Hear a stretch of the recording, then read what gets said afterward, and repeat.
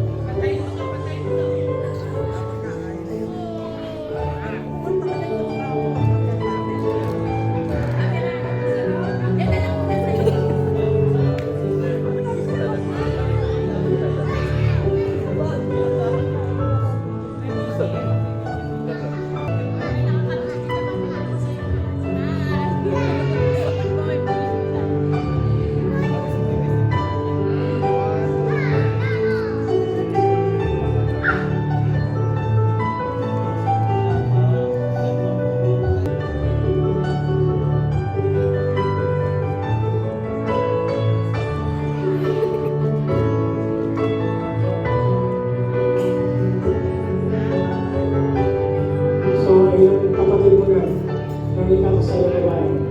Please come forward.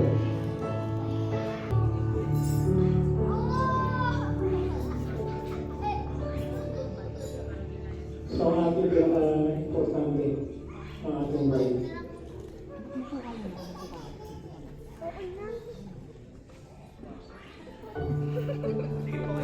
So please stand up.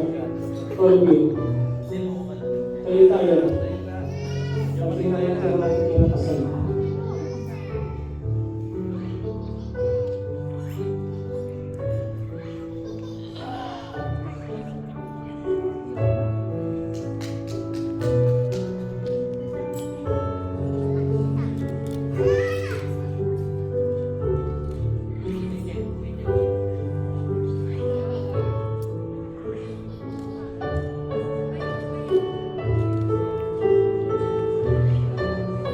Okay, please come forward. Naiyak ako kay mama.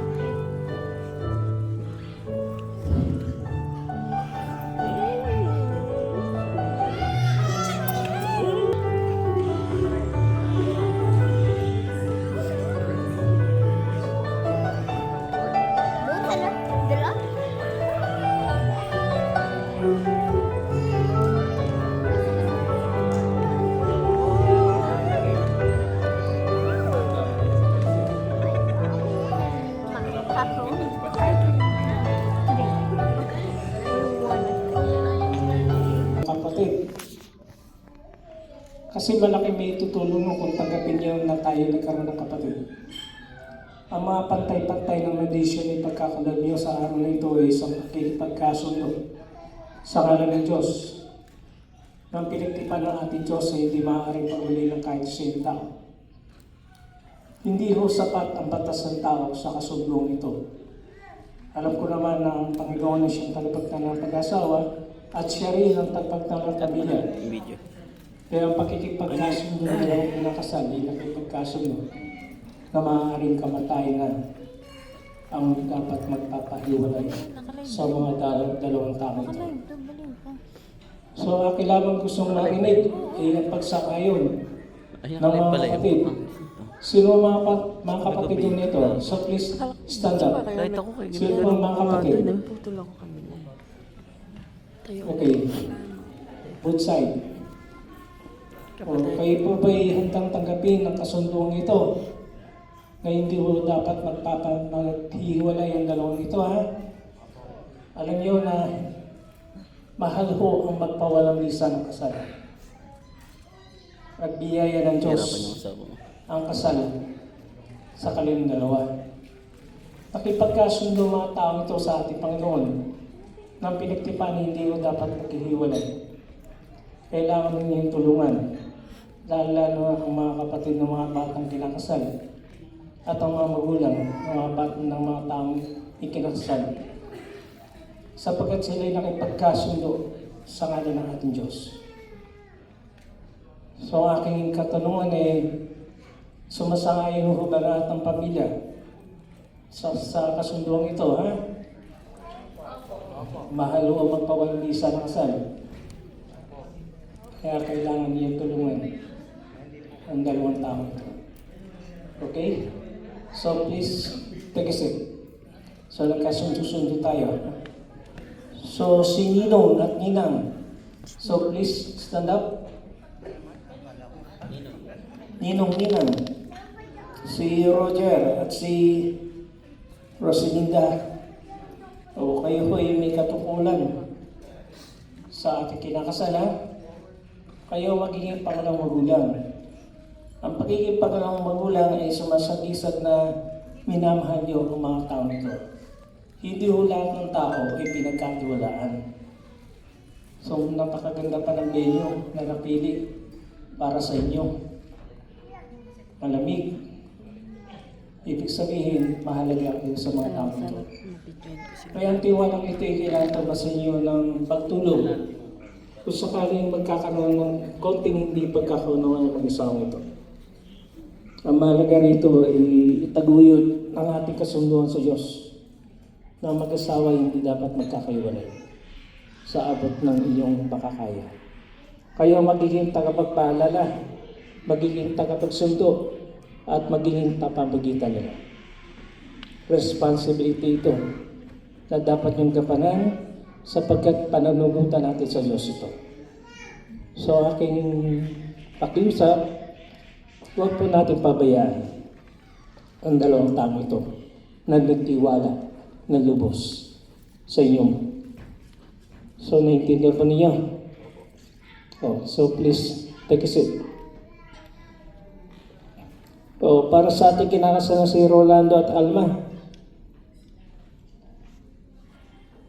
hindi ho madali ang pinasok natin. Hindi po isang kanin na may init, pag tayo ay napasok, ay ating iluluwa ito. Ang kailangan dito, hindi batay sa nakita ng mga mata niyo, kundi nakita niyo ang kaninisan ng puso ng tao. Alam ko na hindi sa kasayahan nito, kasama rito ang kalungkutan. Hindi sa kasaganahan, kasama rito ang kahirapan. Hindi lamang ito sa kalusugan, kasama rito maging karamdaman. So pagpayag po sa kasal ay kailangan makilala mo ang pinakamatarik mong kaibigan. Siya yung taong pinagkatiwalaan, siya ang taong nangako sa iyo at handang mangako sa Diyos na hindi siya bibitaw sa kasunduan niya sa iyo. Ang mahalaga rito ay alam natin ang katungkulan ng tao sa ngalan ng Diyos. So ayon sa ating Efeso 5 na ang babae handang magpasakop sa kanyang asawa, sapagkat sa pamilya na itinalaga ang lalaki ay siyang ulo ng kanyang pamilya. Ang lalaki tatanggap sa babae kailangan mahalin ng lalaki ang kanyang asawa tulad ng pagmamahal sa kanyang sarili.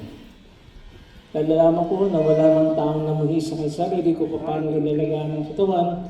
Ganun din dapat ang pagmamahal at pag-alaga, hindi pagkakalog mo sa iyong asawa. Puti ka dito. Alam niyo, sinabi ng ating Panginoon sa Genesis, I-request mo yan. hindi po mainam sa isang tao na siya Maputi mag-isa. ako sa camera mo. Kaya ang tao po ay kailangang bigyan ng Diyos makakasama sa buhay. So ang Diyos ay nagbigay sa tao ng mga hayop at ibig sa kapulit. Subalit lahat ng ito hindi nakatulong sa tao. Kaya ay ginawad, tinutulog ang tao. Habang ang tao ay natutulog, kinuha ang kanyang tadyang at ang tadyang ay pinihilom at kinuha niya itong isang babae at nilapit sa lalaki. Dito sinabi ng lalaki sa babae na ito ang aking katulad. Siya ang akin naman, buto ng aking buto, babae aking tinatawag sa kanya sapagkat siya ay nagmula sa lalaki. Dito yung simula ng lalaking ito'y iiwan ng kanyang magulang upang ang lalaking ito'y sumama sa kanyang napiling asawa upang tawagin silang isa. Ibig sabihin, dalawang pamilya na pinag-isa natin sa ngalan ng Diyos.